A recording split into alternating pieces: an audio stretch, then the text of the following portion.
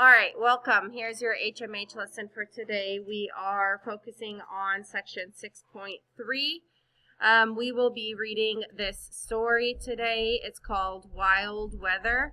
It's in your HMH books on page 102. Now, wild weather. For this, you are going to need the anchor chart. Please go sit down. That says make inferences. It looks like this. Anchor chart 10. It was in that reading packet in the baggie. Okay, make inferences. Before we start reading the story, let's go over some important things. So this story the genre of this story is a narrative nonfiction. That means it gives us facts about a topic, but it reads like a story.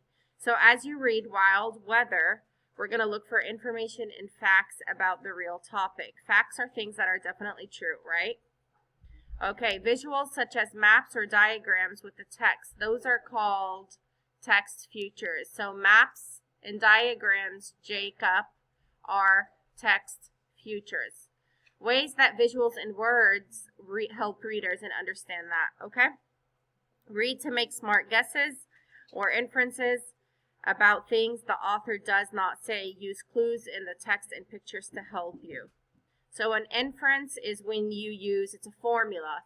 It's something from the story plus something you already know equals your inference. Everybody, mirror.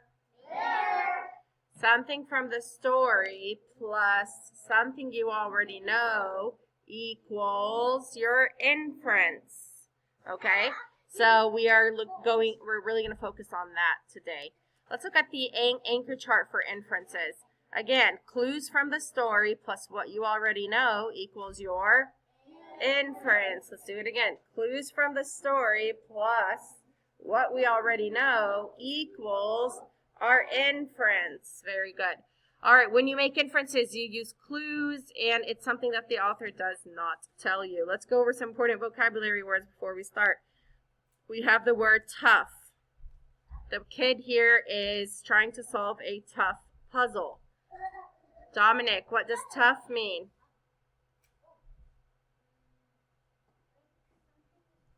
Very good. When something is difficult or hard, it's not easy. Let's keep going. We have pellets. Here he's holding pellets of ice.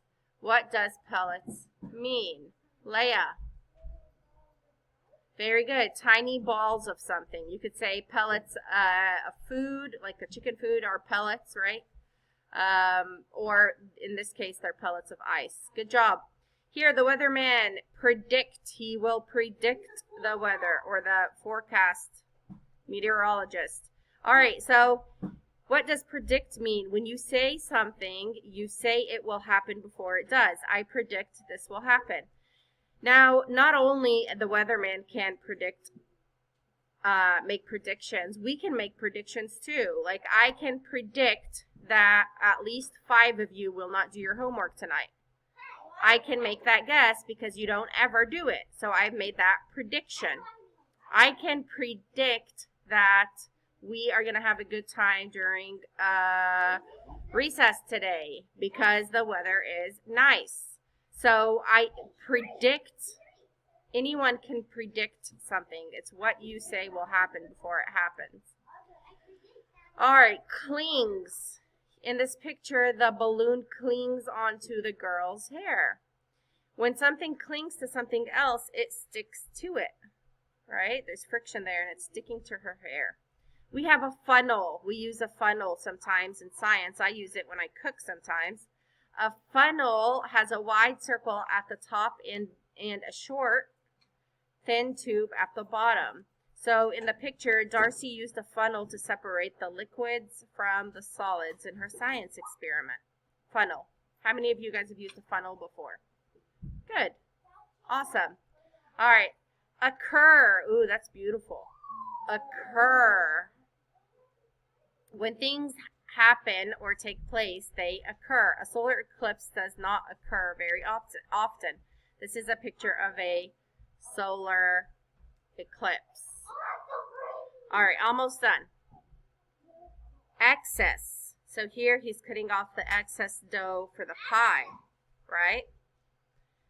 So that's excess is something that is more than what is needed. So the baker trimmed the excess of dough from the pie pan, right? More than what's needed. Damage. Ooh, the hurricane really did a lot of damage to this house. Damage. When you damage something, you cause harm to it, right? Or you can tear it apart, really. All right, and I think that was the last word. All right, let's keep going. Meet Thomas Kingsley Troop. He is the author of Wild Weather. Thomas Kingsley Troop wrote his first book in 2nd grade. It was an exciting story about a superhero. He kept on writing, and now he has written more than 40 books for kids. Some are fiction, and some are nonfiction. When he isn't writing, he likes watching movies and taking pictures.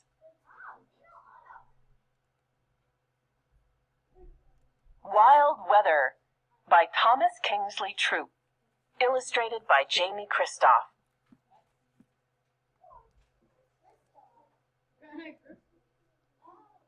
High up along a mountain trail, a hiker sat and folded an origami bird.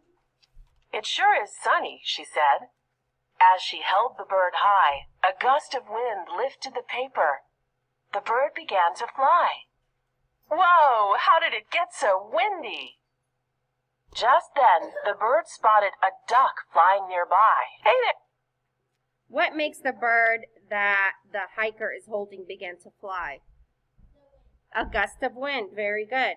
How does that detail and the illustration help you understand what an origami is? What is an origami? How can we infer what an origami is? It's a paper bird, right? Or it's a paper shape. Because the picture shows a bird that was made by folding paper. So an origami bird is made out of paper, right? Let's keep going. What's your name? The bird remembered the hiker had said Sunny. Sunny, I think. I'm Chuck. Nice to meet you, Sunny. Say, I've got a real problem. My wife, Natasha, is missing. We were trying to fly away from here. Oh, no. Why do you want to leave? Sunny asked. The mountain valley looked nice enough. Aren't you a bird?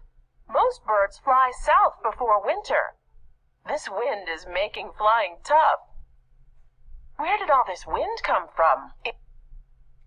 What makes the bird that the hiker is holding... I'm sorry, my bad.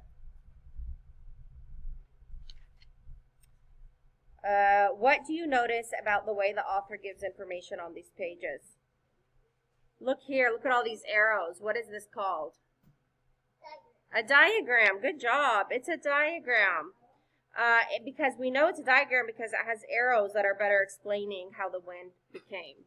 All right, let's listen and see how it did. It's simple, he said. The sun heats the land, making the air above it warm. The warm air rises. Cool air rushes to take the place of the warm air. And because Earth spins, wind can come from any direction. So, do you think the wind carried Natasha away? Sunny asked. I hope not, Chuck cried. She was right next to me, but then she disappeared.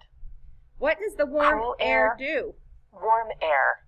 What does the warm air do? It goes up. It rises. What does the cold air do? It moves into the space where the warm air was, below it, right? Why do you think the author uses a red arrow for the warm air and a blue arrow for the cold air? Everyone can answer. It's fine. Why?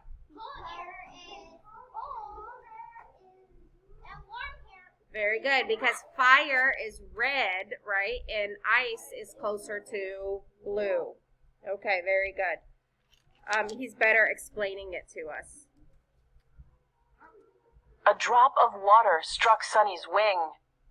Just what we need. It's raining. Fly underneath me, Sunny. I don't think wet paper is good for flying. Clouds and rain? How did they get here? Check out this water cycle. Why does Chuck tell Sony to fly underneath him? Okay, so what's the big deal? Who can raise their hand and tell me what's the big deal if he gets wet? What happens if he gets wet? Mariah? He won't fly anymore. Why can't he fly anymore if he gets wet? Real birds fly when they're wet. How come the origami bird can't, Jasmine? Because he's made out of paper. And what happens to paper when it gets wet? Very good. It eventually is ripped to pieces, right? It's destroyed. All right, so that's one of the inferences we've made. The clue in the story, it says that Chuck tells Sunny to fly underneath him, right?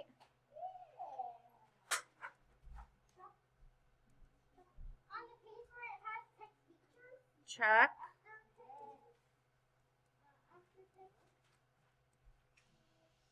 tells Sunny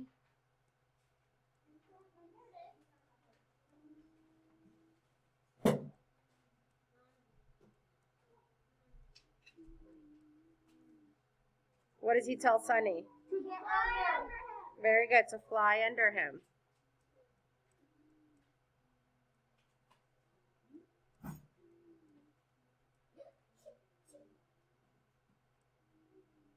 Why does he tell him to fly under him? Because it's... No, but why? Because it's raining, right? Chuck tells Sunny to fly under him.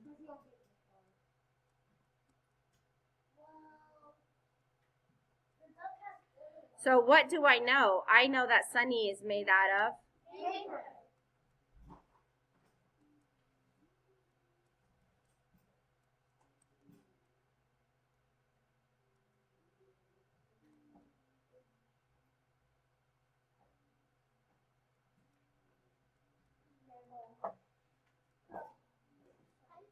Sunny is made from paper.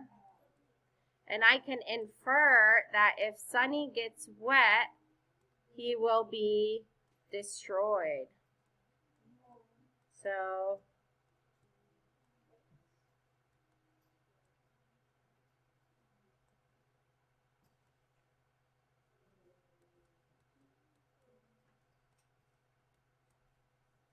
and they spell Sunny S-O-N-N-Y.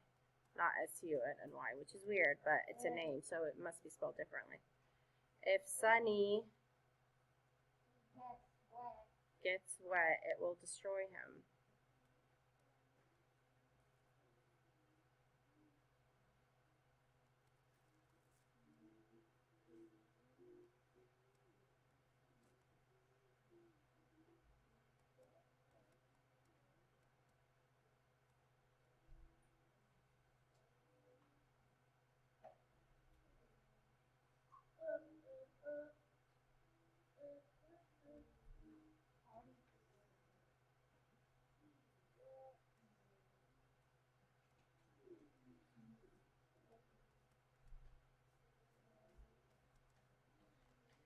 So if Sunny gets wet, it'll destroy him. All right, let's keep going. Chart. It explains how clouds form and rain falls. Wow, that's pretty simple, really. Water cycle. The sun heats water on the ground, turning it into an invisible gas. Gas rises, cools, and turns into water droplets. Water droplets clump together to form clouds. Water droplets combine and fall as rain. What is this called? But it's a diagram. It's a water cycle diagram. It has arrows and then it has words next to each arrow that explains what's happening in the picture. It's called a diagram. Why do you think Sony says that the water cycle is pretty simple? What does the chart do? Does it make it look simple? Yes, the chart makes it look simple. How does that help you understand why the author put the information in the chart? Why did the author put the information in the chart? To explain what? No, to explain the water cycle, to explain why it's raining right now and what could happen next, right? To predict what can happen next. All right, let's keep going. So rain is just a bunch of tiny droplets, Sunny said? That doesn't seem so bad.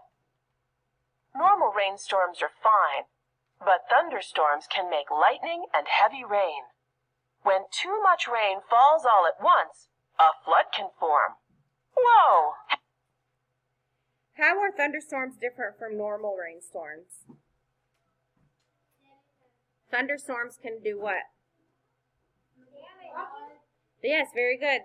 Thunderstorms have lightning and heavy rain, and they can cause floods. So why does Chuck say that normal rainstorms are fine? Because they're not as dangerous as thunderstorms. They do not make lightning, and they do not cause floods. Very good. All right, let's keep going. Hang on, Chuck yelled. Hail is falling. Hail? Sunny chirped. What's that? Sometimes storm clouds, called cumulonimbus clouds, form. Water droplets in the highest parts of the cloud bounce around and freeze into ice pellets, Chuck said. The pellets hit water droplets, and the hail gets bigger. And once the hail is too heavy, it falls? Sunny asked. You got it, Chuck shouted. Come on, let's head for the woods. How are rain and hail alike? How are they alike, Rena? Very good. And they're both made out of water, right? They both come from water. How are they different? What form of matter is rain? It's a liquid. And what form of matter is hail? A solid. It's ice. Very good. Why do water droplets become hail instead of rain? Because they're found in the highest part of the cloud where it's cooler. The cooler temperatures freeze the water droplets and they turn into hail or ice pellets. What other questions do you have after reading this part of the story? Why is hail raining instead of rain again?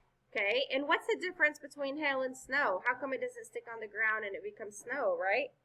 Wouldn't that be a good question? Let's make an inference. Why does Chuck want to head to the woods? So they can get covered. Very good. So they can get cover from the hail. Very good. All right. Isn't there any way to know when the weather will get wild? There is. Meteorologists study and predict weather. They use tools to help them. Weather tools, Sunny asked? Like what? They have instruments to measure wind speed and direction, Chuck explained, and radar to track rain and thunderstorms. Meteorologists even use satellites in outer space to track how and where the clouds move. Radar, satellite, anemometer. Okay, these are different tools to track the weather. What is the job of a meteorologist? Class, what does a meteorologist do? What's that? What is that? Check the clouds. No, what does a meteorologist? Check the weather. Another word for meteorologist is a weatherman, right? They check the weather. Why do meteorologists use satellites? Very good. They track where the clouds move and how they move. This is probably easier to do from outer space, right? Why do you think studying clouds is an important part of meteorologists' job? Because clouds cause rain and hail and thunder. Knowing how and where clouds move can help meteorologists predict when and where rain or hail will fall, right? Okay, so in the story, it tells us that meteorologists use satellites, right? To track how and where clouds move. Let's write that down. So again, in the story, it tells us that meteorologists use what? Satellites.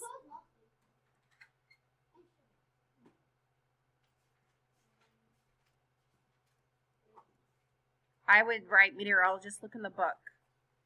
It's in there.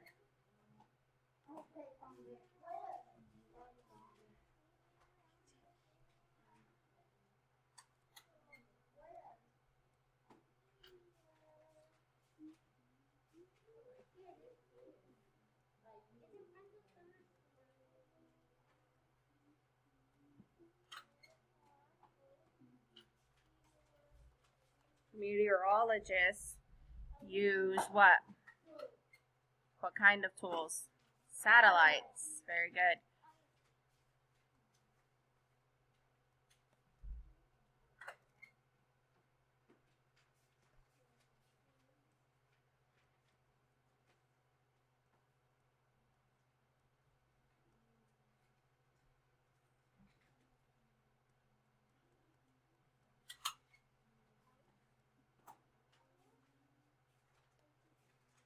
So what do I know? I know that satellites are in outer space, right?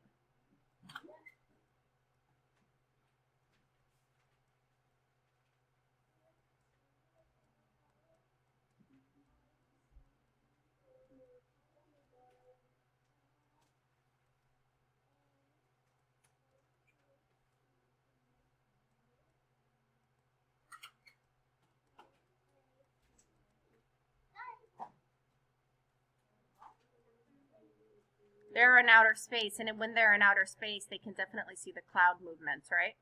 Satellites are in outer space and can see cloud movements. And can see cloud movements.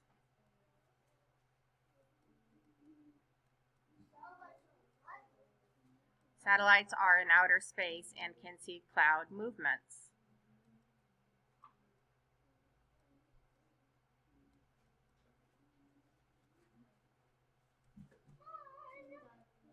Okay, so I can infer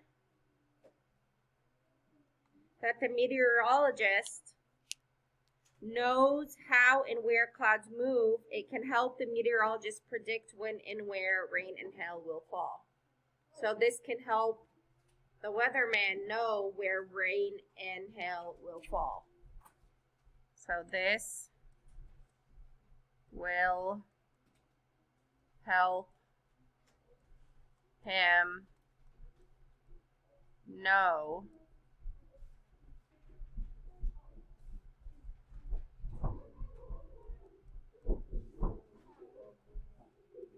where and when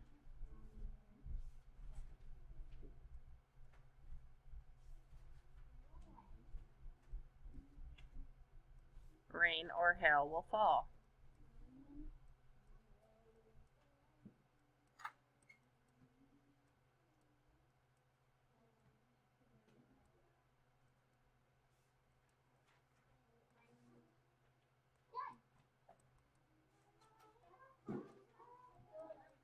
Are you done? Good. Join us. Okay. Whew. If you need more time writing this down, you can pause the video now. All right, moving on. Almost done. Sonny shivered. His papery body was growing cold. Natasha is lost and it will snow any day now, Chuck quacked sadly. So, what's the deal with snow? It's a bit different than hail. The water vapor turns into an ice crystal. The ice crystal clings to other crystals and forms a snowflake. That doesn't sound so bad, Sonny said. What type of wild weather is Sonny asking about here? Everyone? No. Snow. What does Chuck say is the cause of snowflakes forming? Water vapor turns into ice crystals. Then the ice crystals cling together to form a snowflake. What is the effect of the ground being cold? When the ground is cold, the snowflakes pick up.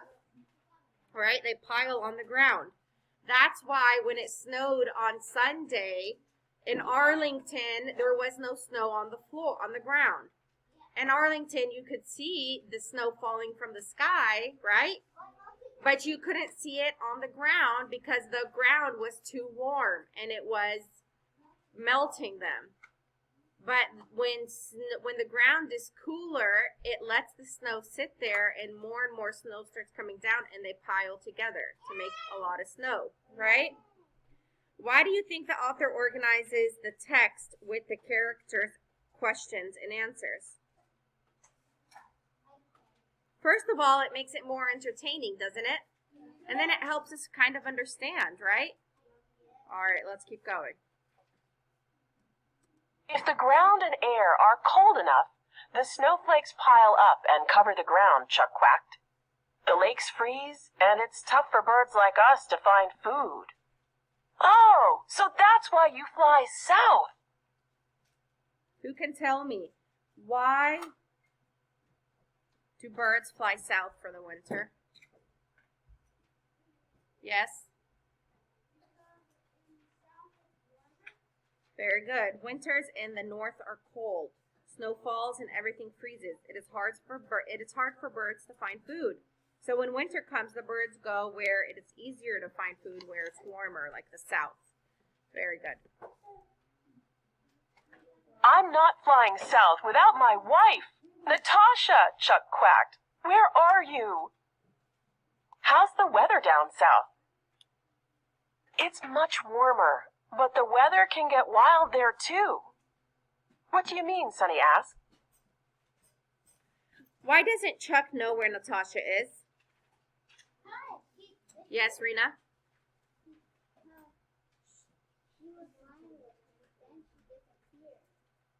Very good. And she just disappeared when she was flying. She's missing. The picture in the story tells me that Chuck is still looking for her. Chuck said he will not fly south without her. So I know he will not stop looking until he finds her. Why do you think Chuck says the weather in the south can get wild? Think about what you know about this word to clarify your understanding for the meaning. What does he mean by the weather can get wild there? That means it can get what? Leia?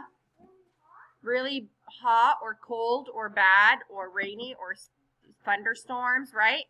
It's wild. You never really know. I mean, it's not for sure all the way cold, but at the same time, it's unpredictable. It could be wild. Heat is measured in temperature, Chuck explained. When the air is hot, the temperature is high. A low temperature means it's cool. That makes sense, Sonny said. Too much heat can hurt people, plants, even animals, Chuck quacked. During a heat wave, the temperature and humidity stay high for 2 or more days. I wouldn't want to be stuck in one of those, Sonny said. Where was the worst heat wave on record? That would be down under.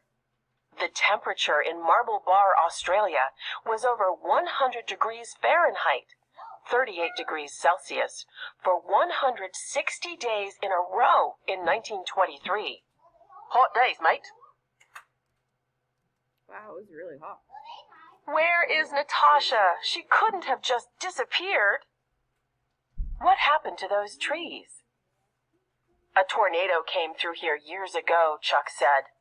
What's a tornado? Sonny asked. What do you notice about the trees in the picture? What's wrong with the trees? They're very good. They're what? They're knocked down. Very good. Some of the trees are broken off. What are the details in the story that help us infer why they look this way? What's in the story that helps us know why they're knocked down? Rena? Very good, because the tornado. When Sony asks Chuck what happened to the trees, Chuck tells them a tornado came through years ago. I think the tornado broke off the trees, right? What does this help you understand about tornadoes? Are they good storms or dangerous storms? They're dangerous storms. It's a funnel of wind that forms in the sky and wrecks what it touches on the ground, Chuck said. Tornadoes form during a thunderstorm. They are more likely to occur over flat land. But how? Sonny asked. When the wind in a storm changes direction, increases speed and rises, it makes the air below it spin. Rising air pushes the spinning column of air downward until it's vertical. The spinning funnel of air speeds up, forming a tornado. Tornadoes are usually determined to be weak, strong, or violent. The violent ones can have winds in excess of 200 miles, 322 kilometers per hour. They can destroy homes. Only 2% of tornadoes are violent. Wow. I had no idea weather could be so scary, Sunny said. That's nothing. My cousin Frank almost got caught in a hurricane once. A hurricane? I'm afraid to ask. A hurricane forms in summer or fall, Chuck said. It forms over an ocean and moves toward land. Does it make lots of wind like a tornado? Asked Sunny. Yes. Strong winds rotate around the eye of the storm, said Chuck.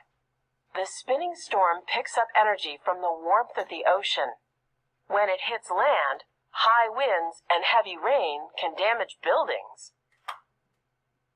The eye of a hurricane is the spot in the center of the storm. In the eye, the winds are light or calm. Clouds break up and rain ends as the sky clears. What kind of text feature is there on this page? What is that called? It's a hurricane, but it's a picture of a hurricane, right? And it has captions next to it. The text says that the center of a hurricane is called an eye, but it doesn't explain what that is. I think I can use the picture to make an inference, though. The center of the hurricane looks like it's peeking out of the swirling winds, just like an eye might look through the peephole of a door. I think that's where the name comes from. Why must the hurricane form over the ocean? Where does it get its energy and warmth? From the ocean. That energy makes the wind around the eye spin. It starts spinning. Yes.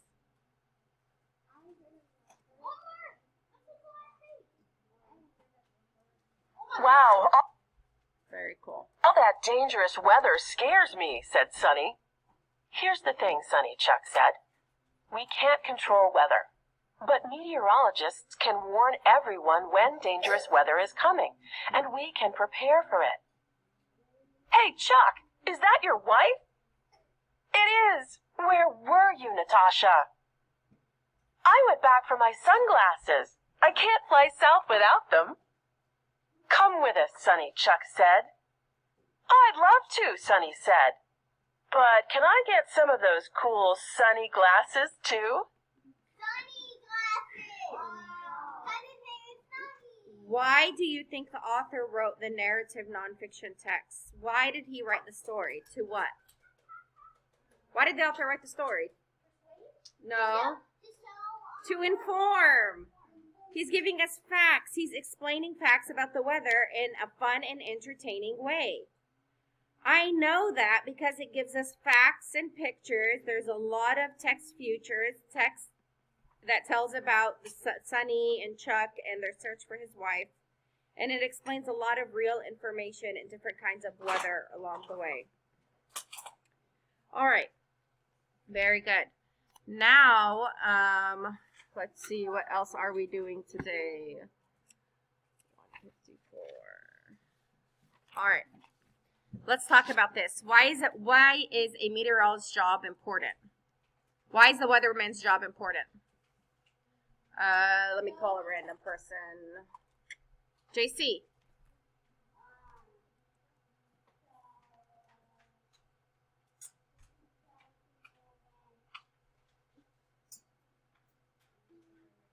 Good. So he can tell the people what the weather will be like so they're prepared before they leave the house. Look at the chart on page 109. How can you use the text and pictures to find and understand information about the water cycle? On page 109, where the water cycle was, how does that help us understand what the water cycle is? What on there shows us what the water cycle is?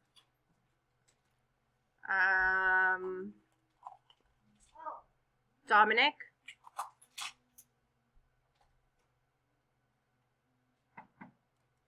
How does this help us understand what the water cycle is?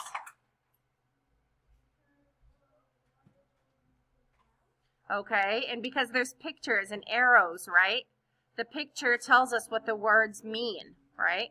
And it also shows us arrows, and it tells us the order of how the water cycle takes place, right? Okay. Last question goes to Amaria. In what ways is a hurricane like a tornado? How are they the same as a tornado, a hurricane and tornado?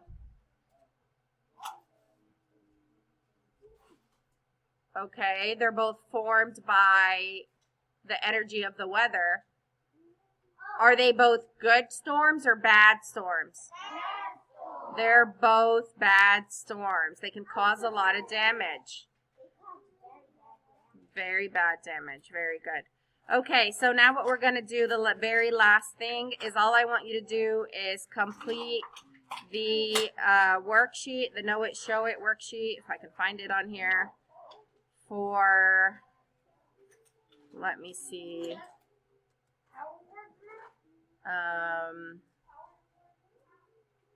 sorry, I have to look for it. No, not that, not that. Oh, there it is. Okay. Page 154. Oops, going up. Which is the power match. It's going over the vocabulary words. Okay? So that's all I need you to do today, and we're done. I'm really sorry for the long video, but the story was very long. All right, so the power match words. It's on the very next page. All right. I'll see you guys later. Bye.